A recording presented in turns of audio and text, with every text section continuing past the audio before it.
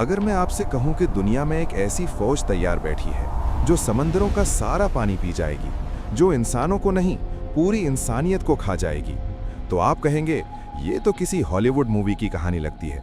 मगर नहीं, ये ना कोई साइंस फिक्शन है, ना किसी लिखारी का ख्याली पुलाव। ये वो खौफनाक हकीकत है जो 1400 साल पहले रेगिस्तान अरब में बता दी गई थी, और जो किसी भी दिन आपके न्यूज़ चैनल्स की सबसे बड़ी ब्रेकिंग न्यूज़ बन सकती है। आज हम जानेंगे जमीन के सबसे बड़े राज का पर्दा और लोहे की दीवार के पीछे छुपे याजूज और माजूज की मुकम्मल और सच्ची कहानी।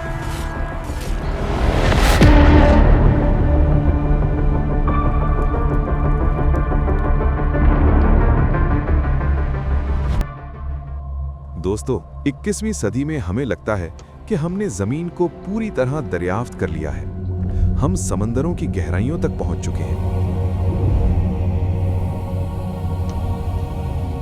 सैटेलाइट्स के जरिए हम जंगल के बीच गिरे हुए पत्ते तक को देख सकते हैं। मगर हकीकत यह है कि अल्लाह की इस वसी जमीन पर आज भी कुछ ऐसे ब्लाइंड स्पॉट्स मौजूद हैं जहां टेक्नोलॉजी अंधी हो जाती है। कुरान मजीद की सूरह अल-कहफ हमें एक ऐसे ही पुरअसरार मकाम तक ले जाती है। ये कहानी है एक अजीम बादशाह की, एक खौफजदा कौम की और उन दरिंदों की जिन्होंने सदियों तक जमीन पर फसाद मचाया। बात सदियों पुरानी है। जमीन पर एक ऐसे शख्स की हुकूमत थी जिसे अल्लाह ने बेइंतहा वसाइल और बेमिसाल हिकमत अता की थी। कुरान उसे जुल्करनैन के नाम से याद करता है। वो सिर्फ तख्त पर बैठने वाला हुक्मरान नहीं था, वो एक अजीम मुसाफिर भी था। अल्लाह फरमाता है, हमने उसे हर चीज का सामान अता किया था। जुल्करनैन का मिशन जमीन पर अदल कायम करना था।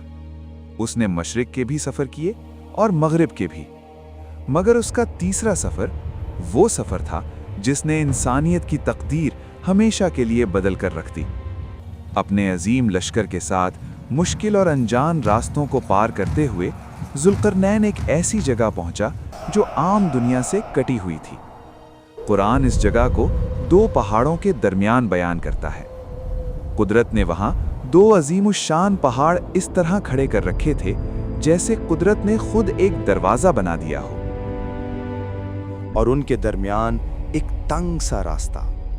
वो जगह वीरानी और खौफ का मंजर पेश कर रही थी। यहाँ जुल्करनैन की मुलाकात एक ऐसी कौम से हुई जो शदीद दहशत में मुब्तला थी।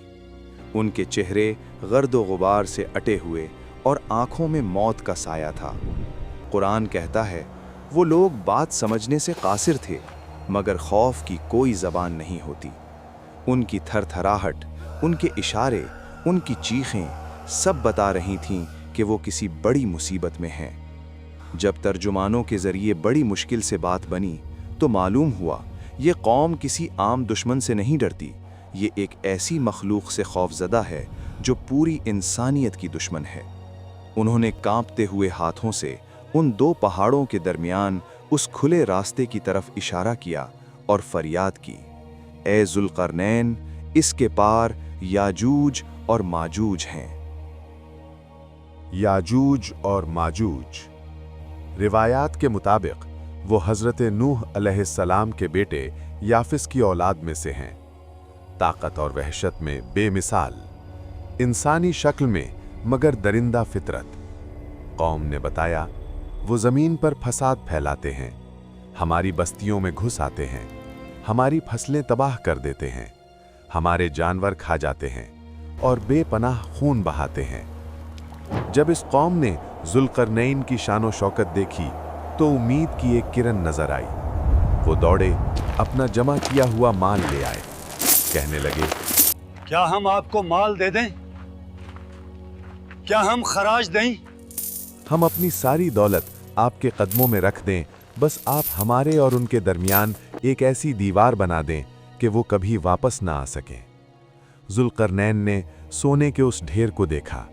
किसी भी आम बादशाह के लिए ये मुंह मांगी कीमत थी, मगर जुल्करनैन ने इनकार में सर हिला दिया और वो जवाब दिया जिसे कुरान ने महफूज कर लिया, जो कुव्वत और माल मेरे रब ने मुझे दिया है वो तुम्हारे माल से बेहतर है। मुझे तुम्हारी दौलत नहीं चाहिए। फिर उसने उन खौफजदा चेहरों को देखा और कहा, बस तुम अपनी कुव्वत बाजू से मेरी मदद करो, मैं तुम्हारे और उनके दरमियान एक ऐसी मजबूत दीवार बना दूंगा जो कायम रहेगी। जुल्करनैन जानता था पत्थर की दीवार याजूज माजूज को नहीं रोक सकती, वो इसे तोड़ देंगे या इसमें सुराख कर लेंगे। उसे चाहिए था एक ऐसा मटीरियल जो नाकाबिले शिकस्त हो।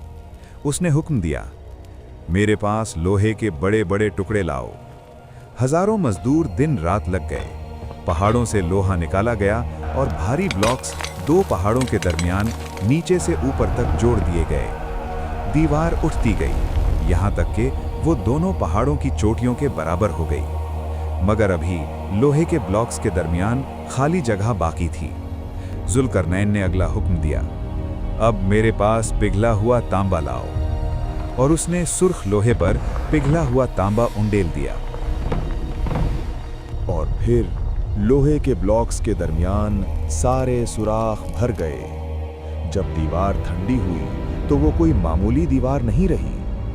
कुरान कहता है, न वो इस पर चढ़ सके और न ही इसमें सुराख कर सके। वो दीवार चिकनी, मजबूत और फौलाद से ज्यादा सख्त हो चुकी थी। उस दिन वो दरवाजा बंद हो गया। जुल्करनैन ने दीवार को देखकर गुरूर नहीं किया। उसने आसमान की तरफ देखा और कहा, ये मेरे रब की तरफ से रहमत है। मगर फिर वो जुमला कहा जो आज भी फिजा में गूंज रहा है, और जब मेरे रब का वादा आएगा तो वो इसे रेजा रेजा कर देगा। और मेरे रब का वादा सच्चा है। दीवार बन गई, जुल्करनैन चला गया, वो कौम महफूज हो गई। मगर सवाल, क्या वो हमेशा के लिए कैद हो गए? दीवार के उस पार क्या हो रहा है? हम समझते हैं कि दीवार बनी और किस्सा खत्म, मगर हकीकत ये है कि हजारों सालों से इस दीवार के पीछे एक जंग जारी है। एक ऐसी जंग जिससे दुनिया बेखबर है। नबी करीम सल्लल्लाहु अलैहि वसल्लम ने फरमाया, याजूज और माजूज सोए हुए नहीं, वो हर रोज जागते हैं। उनका मकसद एक ही है, इस दीवार को गिराना। तसव्वुर कीजिए वो मंजर, लाखों की तादाद में वो खौफनाक मखलूक अपने नोकीले पंजों और औजार से लोहे की दीवार को नोच रही होती है। चिंगारियां उड़ती हैं, लोहे पर घसीटने की आवाजें गूंजती हैं। वो सुबह से शाम तक पूरी ताकत से दीवार तोड़ने में लगे रहते हैं और शाम तक इस मकाम तक पहुंच जाते हैं कि उन्हें दूसरी तरफ से रोशनी की हल्की सी किरण नजर आने लगती है। वो आजादी के करीब होते हैं। तब उनका सरदार कहता है, रुक जाओ, बहुत काम हो गया, बाकी कल तोड़ेंगे। और वो एक लफ्ज भूल जाते हैं, इंशाअल्लाह। जब वो रात को सो जाते हैं तो अल्लाह की कुदरत हरकत में आ जाती है। रातों रात दीवार फिर से जुड़ जाती है।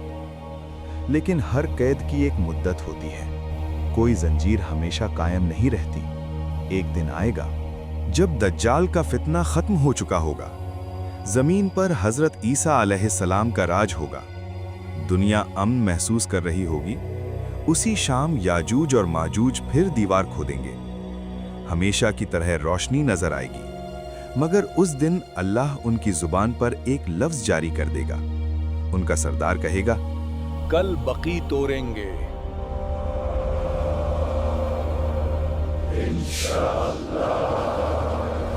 ये पहली बार होगा कि वो इंशाअल्लाह कहेंगे। अगली सुबह जब वो वापस आएंगे तो दीवार बिल्कुल वैसी ही होगी जैसी छोड़कर गए थे।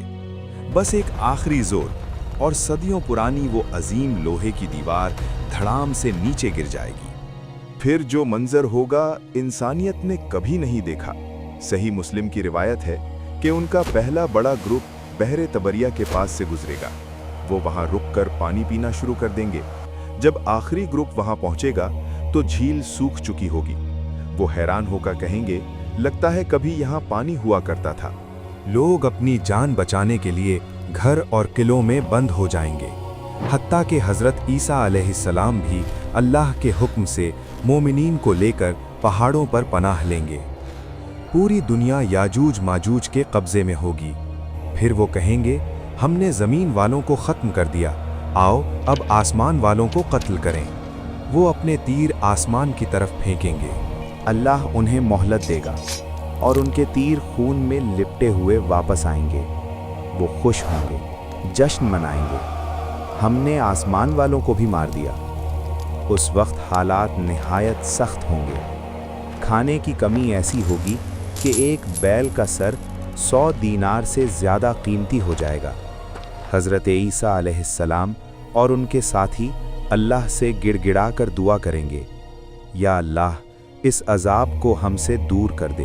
اللہ دنیا کی سب سے بڑی فوج کو نہ ایٹم بم سے ختم کرے گا، نہ فرشتوں کے لشکر سے۔ اللہ اپنی سب سے چھوٹی مخلوق بھیجے گا۔ اللہ ان کی گردنوں میں ایک بیماری پیدا کرے گا، نگف۔ یہ ایک قسم کا کیڑا ہوتا ہے جو بکری اور اونٹ کی ناک میں ہوتا ہے۔ رات کے وقت یہ بیماری پھیل جائے گی اور صبح ہوتے ہوتے کروڑوں کی تعداد میں یاجوج اور ماجوج ایک ساتھ مر جائیں گے۔ حضرت عیسیٰ علیہ السلام کے ساتھی ڈرتے ڈرتے پہاڑوں سے نیچے دیکھیں گے۔ ہر طرف خاموشی ہوگی۔ ایک بہادر شخص نیچے جائے گا، پھر واپس آ کر کہے گا، دشمن ہلاک ہو چکا ہے، مگر زمین پر قدم رکھنے کی جگہ نہیں ہوگی۔ ہر طرف لاشیں اور شدید بدبو ہوگی۔ پھر حضرت عیسیٰ علیہ السلام دعا کریں گے، اللہ لمبی گردن والے بڑے پرندے بھیجے گا، وہ لاشیں اٹھا کر وہاں پھینک دیں گے جہاں اللہ چاہے گا۔ پھر اللہ رحمت والی بارش برسائے گا، وہ بارش زمین کو دھو کر شیشے کی طرح صاف کر دے گی۔ زمین کو حکم ملے گا، اپنی برکت لوٹا۔ ایک انار اتنا بڑا ہوگا کہ پوری جماعت اس کے سائے میں بیٹھ جائے گی۔ شیر اور بکری ساتھ چریں گے، بچے سانپوں سے کھیلیں گے، مگر کوئی نقصان نہیں ہوگا۔